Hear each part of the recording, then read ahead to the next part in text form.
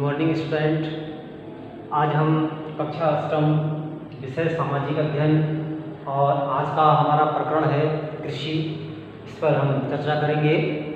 तो जैसे पाठ का प्रकरण है कृषि, तो हम सबसे पहले देखेंगे कृषि के प्रकार, यानी कि जो कृषि प्रकार प्रचलन में हैं वो किस तरह से हैं, क्या उनके बारे में हम कह सकते हैं, समझ सकते हैं, हम उसकी यहाँ चर्चा करेंगे। देखिए, हमने लिखा है विश्व में कृषि विभिन्न तरीकों से की जाती है, यानी कहीं वाणिज्यिक कृषि, व्यापारिक कृषि, बागायती कृषि, जीवन निर्वाह कृषि, इस तरह से कई प्रकार इसके देखने को हमें मिलते हैं। फिर लिखा है इन्होंने भौगोलिक दशाओं, उत्पादन की मांग, श्रम और प्रौद्योगिकी के स्तर के आधार पर जो है कृषि को दो मुख्य प्रकारों में वर्गीकृत किया जा सकता है। तो पहली बात करी है इनने कि भौगोलिक दशाओं। हम देखते हैं जहाँ भी जो कृषि फसलें होती है वहाँ की भौगोलिक दशाओं का उसमें बड़ा ही योगदान होता है। जैसे कि पर्वतीय क्षेत्रों में अगर कृषि कार्य किया जाता है तो वहाँ की जो भौगोलिक परिस्थितियाँ हैं और जिन फसलों को वहाँ उगाया जा सकता है उन्हीं दशाओं के आधार पर उन फसलों को उगाया जाता है, ठीक है ना।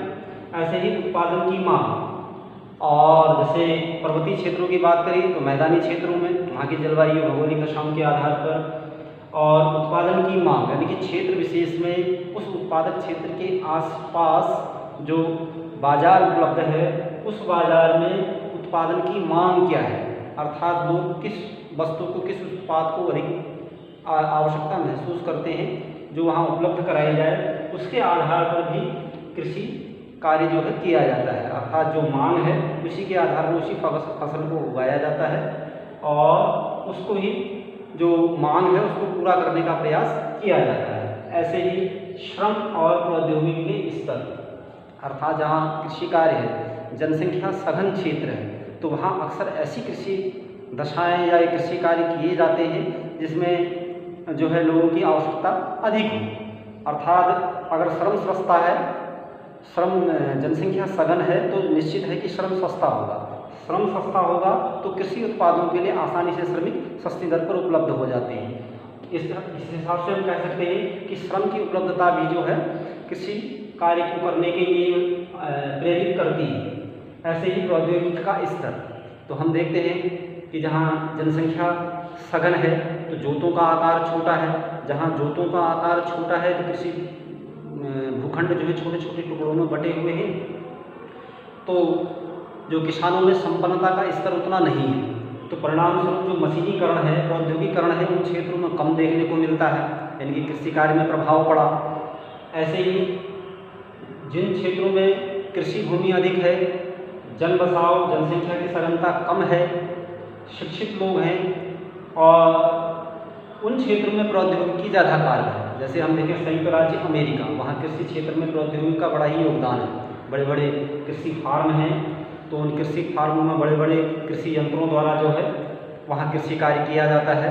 यहाँ तक कि जो बड़े बड़े भूखंड हैं अगर वहाँ दवा का छिड़काव भी करते हैं तो उसके लिए हेलीकॉप्टर का प्रयोग करते हैं। हेलीकॉप्टरों में दवा को डाल करके उसको अपने बगीचों या अपने फल उद्यान या अपनी फसलों पर जो है उसका छिड़काव करते हैं, और मशीनों को से ही जो है फसलों को काटना, बोना, उसकी देख रेख करना, सारा कार्य जो है उन क्षेत्रों में मशीनों के माध्यम से ही किया जाता है। तो निश्चित सी बात है कि किसी क्षेत्र विशेष में, जैसा हमने आपसे कहा था कि कृषि कार्य के लिए भौगोलिक दशाएं, उत्पादन की मांग, उस क्षेत्र में श्रम की उपलब्धता कैसी है और प्रौद्योगिकी का स्तर कृषि कार्य को निर्धारित करता है।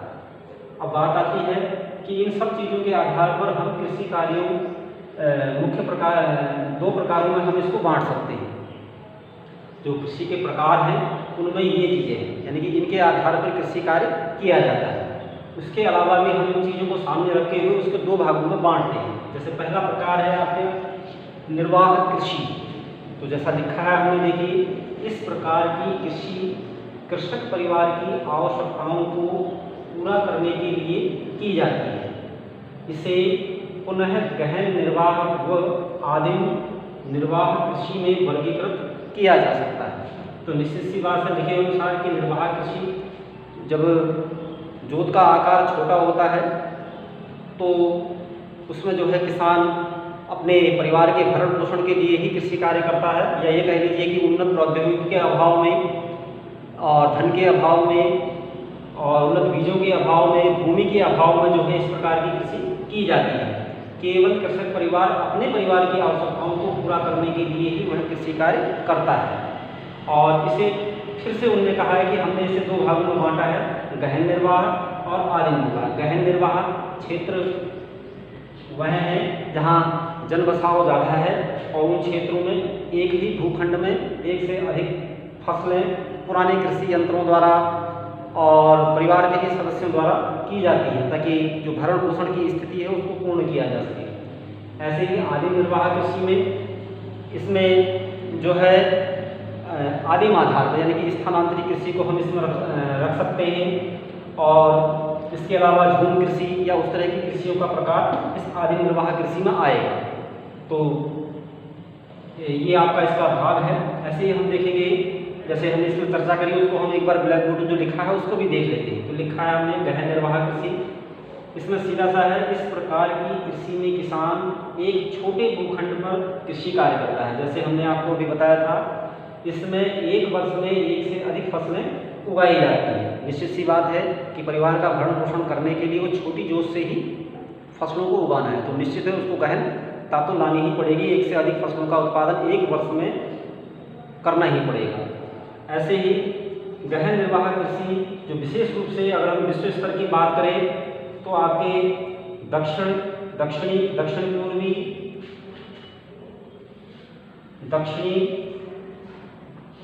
पूर्वी और पूर्वी एशिया के सघन जनसंख्या वाले विशेष रूप से मानसूनी प्रदेशों में प्रचलित है।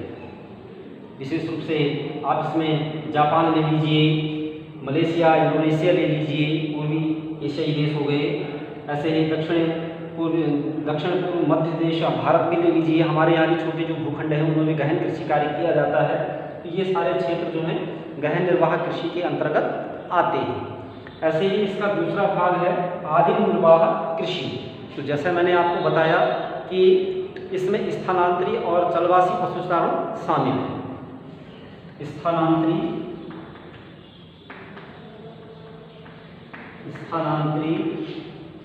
और चलवासी पशुचारण इसके अंतर्गत आते हैं। स्थानांतरी कृषि अर्थात जो भूमि की जोतें हैं उन जोतों को वर्ष विशेष अर्थात 1 वर्ष, 2 वर्ष, 3 वर्ष उसके भूमि की उर्वरता के आधार पर वहाँ कृषि कार्य किया जाता है।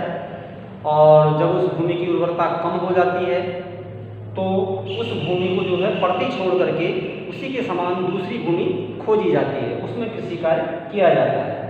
ऐसे ही चलवासी पशुचारण है, तो इसमें जो आदिम जनजाति समूह होते हैं, चरवाहे समूह होते हैं, जैसे भारत में आपके हम ले लें तो राजस्थान में राइका हैं, मध्य प्रदेश में बंजारे हैं, हिमाचल में गद्दी समुदाय है। अपने उत्तराखंड की बात करें तो यहाँ हम पहाड़ी क्षेत्रों में देखते हैं कि भोटिया जनजाति है, और जौनसारी क्षेत्र है विशेष रूप से भोटिया जनजाति। इन लोगों में चलवासी पशुचारण की प्रक्रिया होती है, यानी कि एक मौसम विशेष में ये एक क्षेत्र विशेष में अपने पशुओं को चराते हैं और उसके बाद जैसे ही मौसमी दशाएं बदलती हैं वो अपने पशुओं के चारे के लिए दूसरे क्षेत्रों की ओर गमन कर जाते हैं। या ये कह लीजिए कि जहाँ पशु चारा समाप्त हो जाता है तो उस क्षेत्र को छोड़ करके दूसरे क्षेत्र में पशुओं को पालने के लिए चारे की खोज में आगे निकल जाते हैं।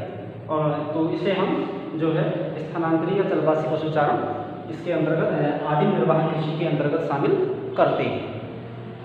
तो इस तरह से आज हमने विशेष रूप से कृषि देखा हमने कि विश्व स्तर पे भारत में दक्षिण पूर्वी मध्य एशिया में किस प्रकार का कृषि का चलन है उसको देखा, उसके प्रकार देखे। निश्चित सी बात है भौगोलिक दशाएं, उत्पादन की मांग, श्रम, प्रौद्योगिकी कृषि को प्रभावित करती है क्षेत्र विशेष में। उसके आधार पर इसके 2 भाग मैंने आपको बताए, कुछ क्षेत्रों की हमने यहाँ चर्चा करी। तो इसको आप समझ करके बढ़िया ठीक से ढंग से जो है जो छोटे छोटे पॉइंट हमने समझाए हैं, जैसा कि मैं हर वीडियो में कहता हूं कि आप उसके क्वेश्चन आंसर भी बना सकते हैं। जैसे आप लिख सकते हैं कि गहन निर्वाह कृषि विश्व के किन क्षेत्रों में की जाती है, क्वेश्चन बन गया।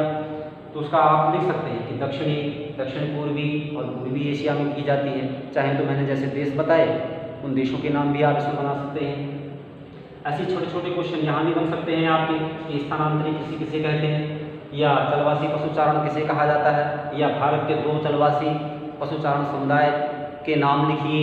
इस तरह से छोटे छोटे क्वेश्चन जो आपके प्रतियोगी परीक्षा में या आपके मूल एग्जाम में जो है काम आ सकते हैं, उनको आप बना सकते हैं। इस वीडियो के माध्यम से आपने ये सारी चीज़ें सीखी।